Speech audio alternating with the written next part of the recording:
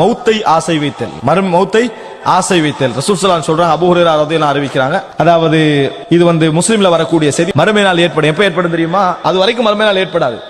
ஒரு சகோதரன் தன் சகோதரனுடைய கபருக்கு பக்கத்தால நடந்து செல்வத்தில் சொல்லுவாரு, நான் இவனாக இருந்திருக்க கூடாது, நான் இந்த ஜனாசாவாக இருந்திருக்க கூடாது, நான் இவருடைய இடத்துல இருந்திருக்க கூடாது, நான் மௌத்தாக இருக்க கூடாதா அப்படி சொல்லுவாரு. இப்படி சொல்றதுக்கு மௌத்தாக ஒருத்தன் விரும்புறான்னா அவன் எவ்வளவு நல்லவனா இருப்பான்.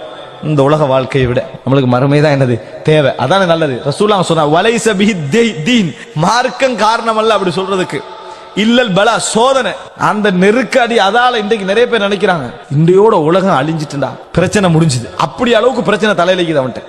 ஏன் இவனாக அகப்பட்டு இவனாக நெருக்கடிக்குள்ள உள்ளாக்கி உலகம் அழியும்னு நினைக்கிறது, இவனுக்காக வேண்டி உலகம் போகணும்.